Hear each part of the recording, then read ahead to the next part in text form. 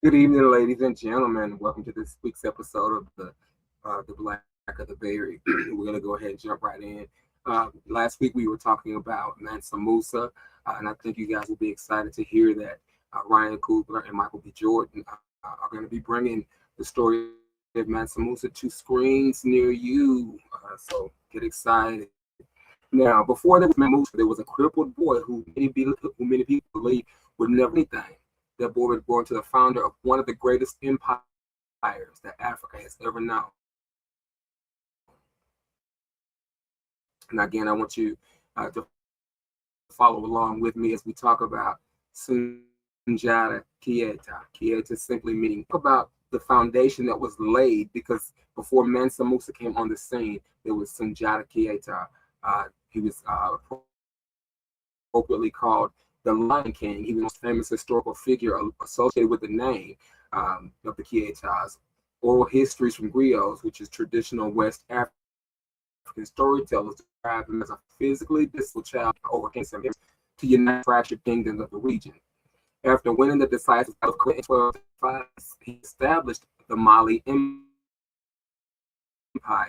and is credited with creating the Mandan Charter. The Mandan Charter is one of the earliest known declarations of human rights. It was, you can say that it's the oldest institution in the world, and it shapes modern day human rights even. So again, we're talking about Sundiata of the Keita clan. He established the empire's territorial base, and he laid the groundwork for its future prosperity and unity. Around 1235, he decisively defeated Sumanguru, the ruler of Kayaga, in the battle arena.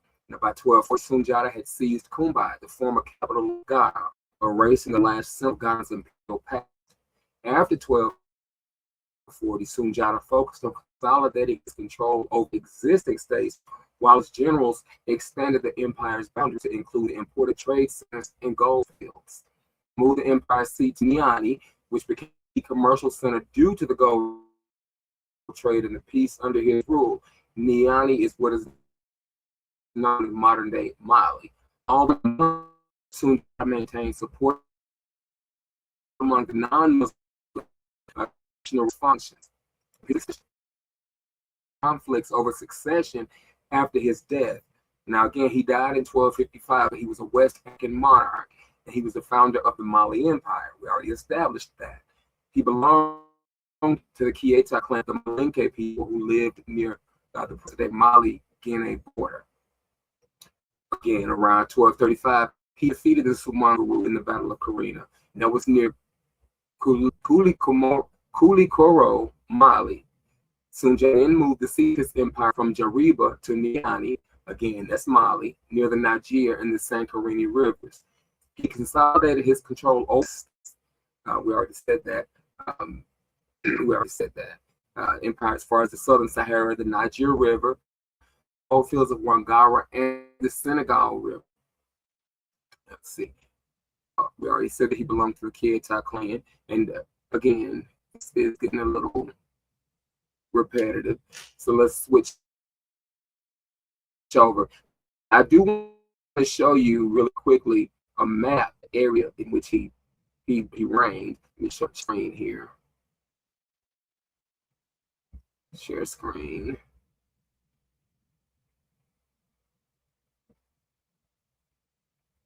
Here we go. The actual region that he was over. You guys can see this. Let's X off that. So let's go back. The actual region that he ruled over, again,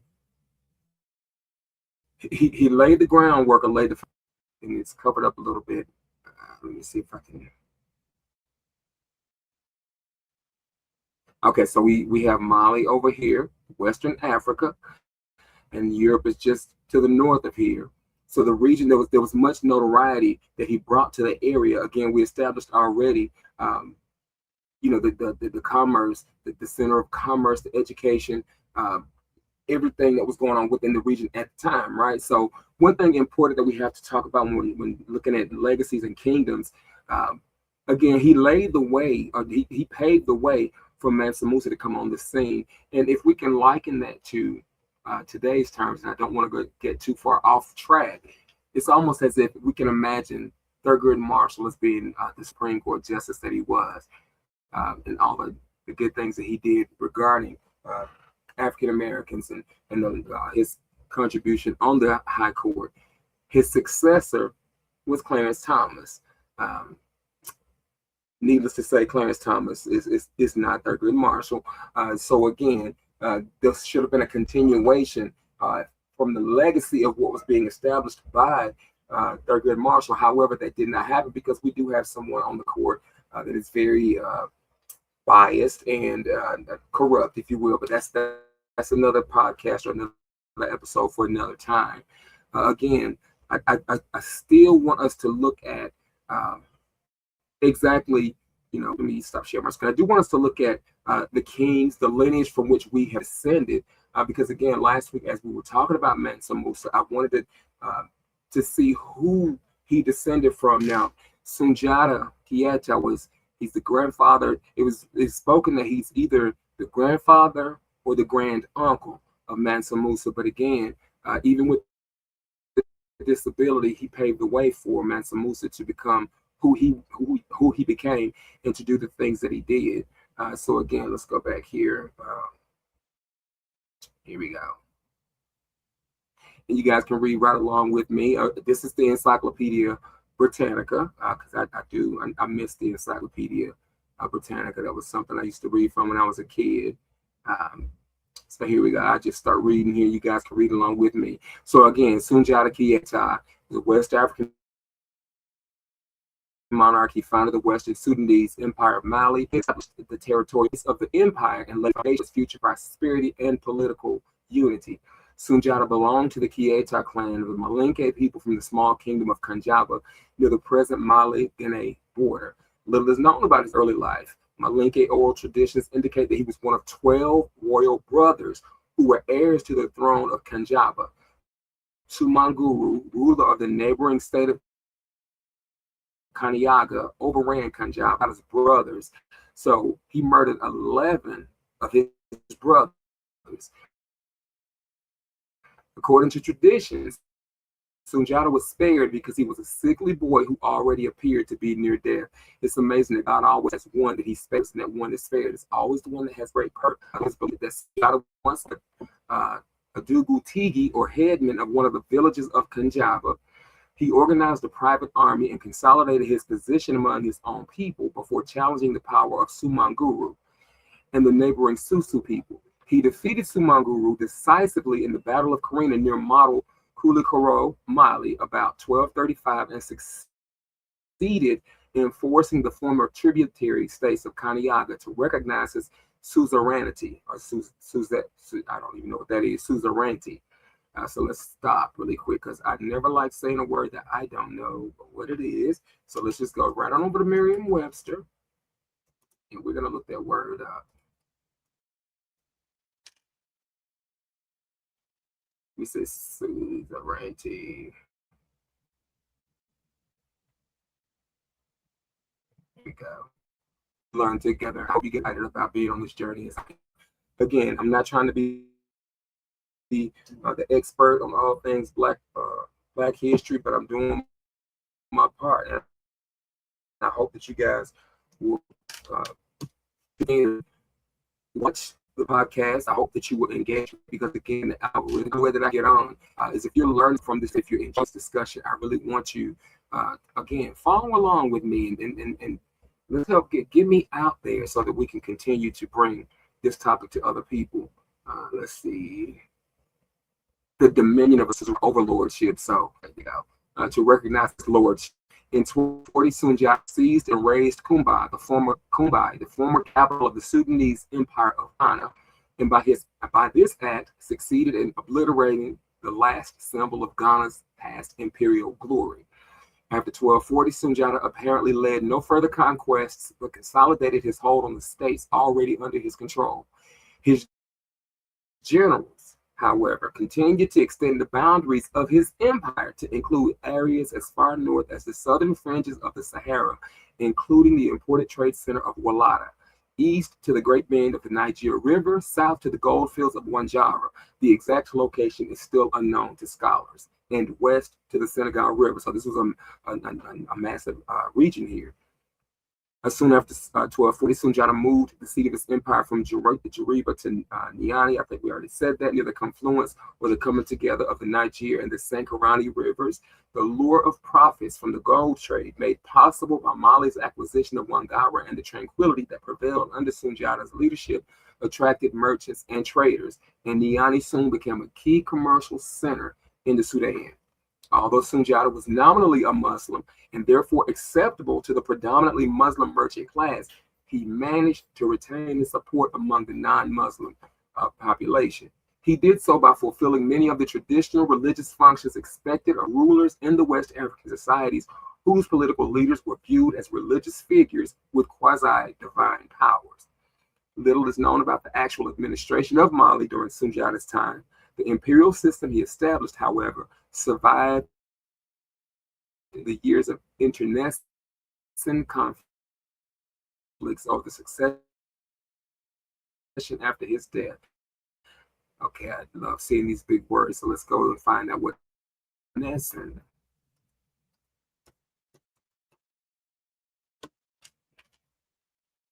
We learn together. See what this word means.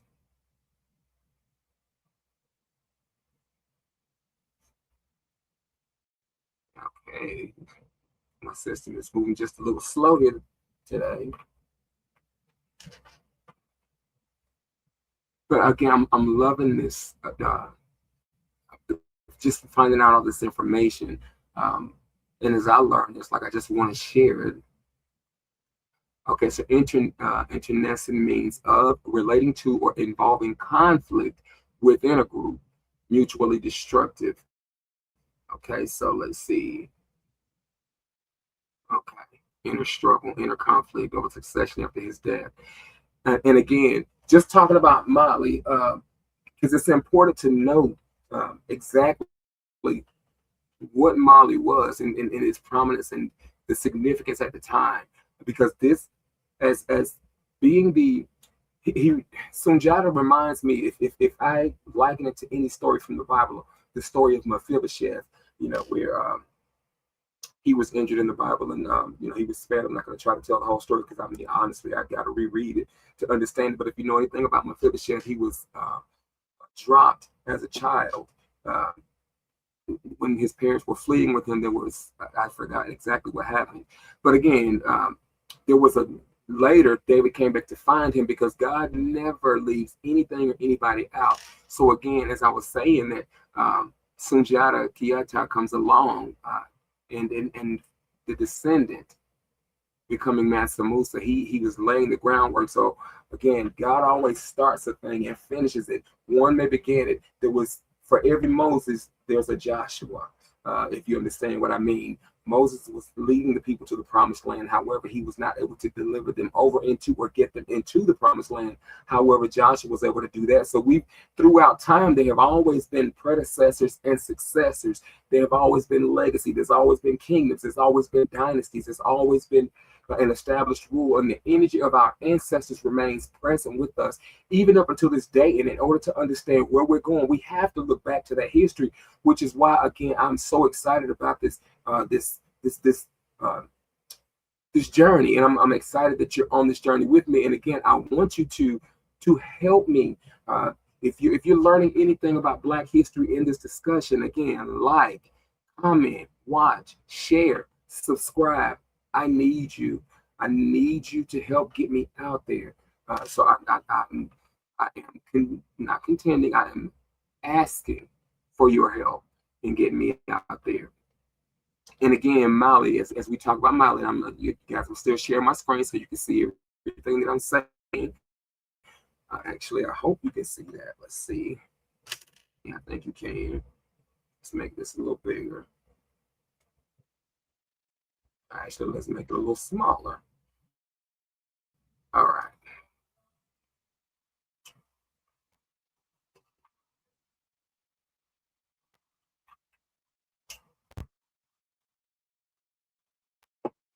Apparently I made it a little too big. All right, here we go. Let's talk about Mali, the historical empire, Africa, which again, last week we talked about the name of Al-Kelbian, and there are books that I've been looking to find, or looking to purchase, rather, a couple that I've come across on Amazon talking about Al-Kelbian.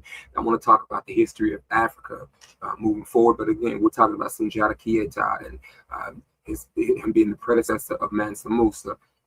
So again, and this is over the region of Mali. Now we understand that at the time, modern day Mali is 23 million inhabitants, the 8th largest country on the continent of Africa, and the 23rd largest country in the world. So again, there's still prominence, there's still significance and importance to the city. Now again, at the time, Mansa Musa brought Mali to its apex of power. But again, the predecessor, Sundiata Keita, put him on. He laid the foundation. So again, Mali is a trading empire that flourished in Western Africa from the 13th to the 16th century. The Mali Empire developed from the state of Kanjaba on the upper Niger River east of the Futa Jalon, and is said to have been founded before 1000 CE, or the Common Era. The Malinke inhabitants of Kanjaba acted as middlemen in the gold trade during the later period of ancient Ghana. Their dislike of the Susu chief, not Susu chef, Susu chief, Sumangaru's harsh but ineffective rule provoked the Malinke to revolt, and in 1230, Sundiata, the brother of Kanjaba's fugitive ruler, won a decisive victory against the Susu chief. The name Mali absorbed the name Kanjaba at about the same time, and in extending Mali's rule beyond Kanjaba's narrow confines, Sundiata set a precedent for successive emperors. He set a precedent. The disabled boy set a precedent for successive emperors. Imperial armies secured the gold-bearing lands of Bandu and Bambuk to the south, subdued the Diara in the northwest, and pushed along the Niger as far north as Lakdebo. Under Mansa Musa, who came along in 1307 to 1332, again, refer back to episode 5, watch that podcast, because we talked about Mansa Musa exclusively.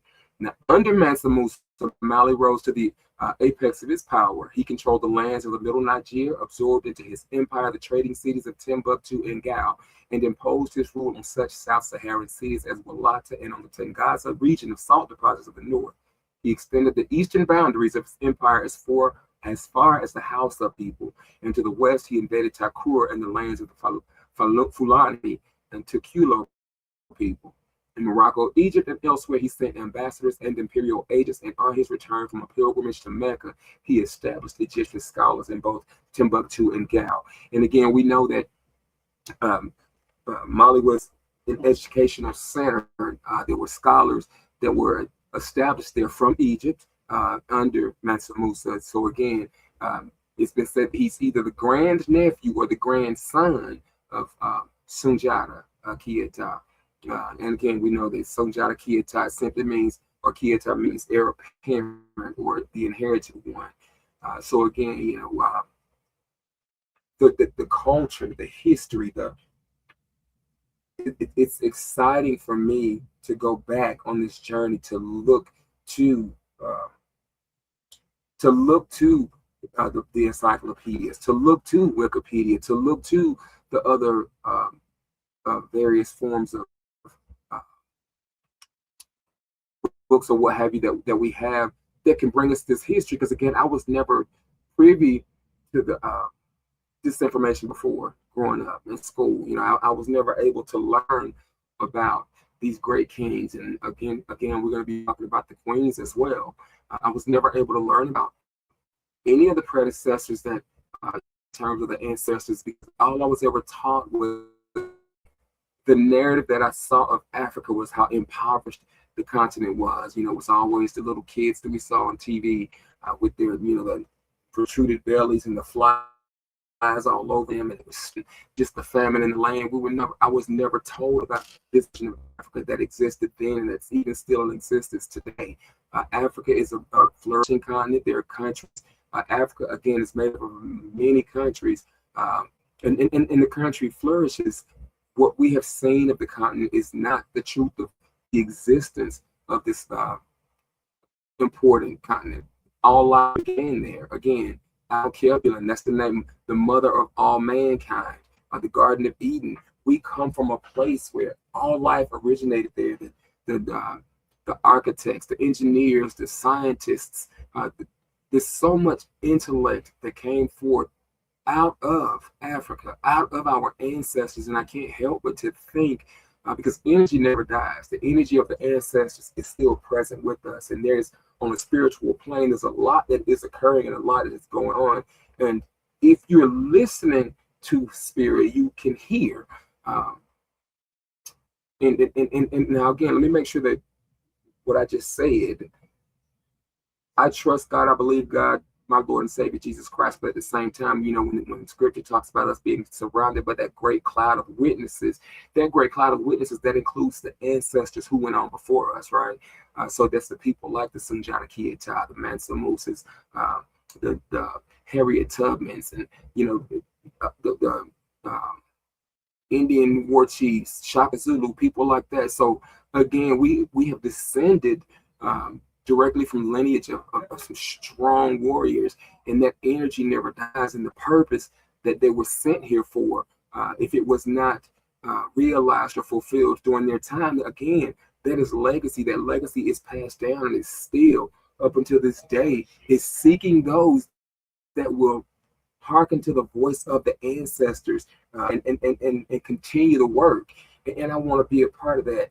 And even if my part is just to incite the education or to bring forth the knowledge of what it was they did and just how we arrived at this place, like how did we get here? This is how we got here. And I'm excited about it. You know, so again, if you're learning from this discussion, I want you to, and I just happened to notice that I never did change the well, let's do it now. I can't believe I did this. I forgot that because I have two podcasts. I never did change the logo. But at any rate, this is the Black and the Berry. But again, I'm excited because I do want to just absorb all of the knowledge that I can about Black history, and I want to be able to share that. I want you to help get this podcast out there. I want you to share about Black history as I share. Even if I'm just reading from an encyclopedia, it doesn't matter to me because my intention is to bring you the information.